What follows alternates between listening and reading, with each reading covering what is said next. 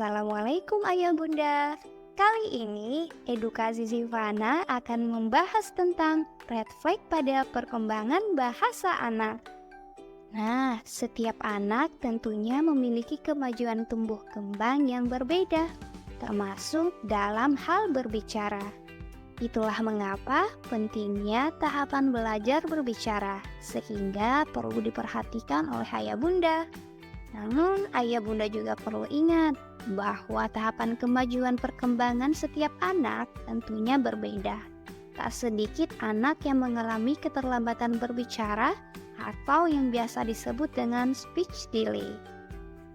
Nah, sebelum melangkah lebih jauh, yuk kita simak penjelasan mengenai speech delay. Jadi, speech delay adalah sebuah kondisi yang dialami seorang anak yang menyebabkan mereka mengalami keterlambatan berbicara dan berbahasa. Dampaknya, anak akan kesulitan dalam menyampaikan pikirannya akibat keterbatasan bahasa dan pemahaman yang dimilikinya. Lalu, penyebab speech delay apa saja sih? Yuk kita simak. Jadi, penyebabnya berbagai macam hal. Bisa karena kondisi medis seperti anak dengan gangguan ADHD, autis, cerebral palsy, gangguan pendengaran, atau mungkin korban screen time. Lalu, gimana sih cara mengenali anak yang mengalami keterlambatan berbicara? Yang pertama, ayah bunda harus memahami tahapan kemampuan si anak.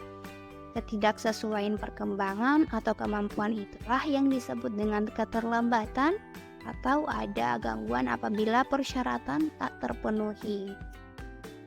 American Academy of Neurology telah mengeluarkan parameter praktis yang menyatakan indikasi mutlak seorang anak perlu menjalani evaluasi. Yang pertama, ketika anak tidak menoleh saat dipanggil. Atau pada usia 6-12 bulan, si anak tidak mengoceh dan tidak menunjuk sesuatu yang ia inginkan atau bahkan tidak menunjukkan ekspresi wajah. Selanjutnya, pada saat usia 16 bulan, si anak belum mampu mengucapkan satu kata. Ciri-ciri berikutnya yaitu ketika anak belum mampu mengucapkan dua kata secara spontan pada usia 2 tahun.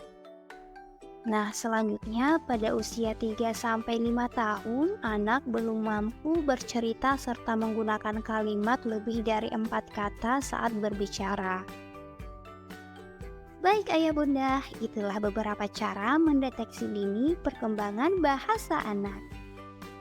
Deteksi dini ini sangat diperlukan agar memudahkan dalam menangani, menstimulasi, atau mengintervensi, sehingga mendapatkan hasil yang baik pada anak yang mengalami keterlambatan berbicara.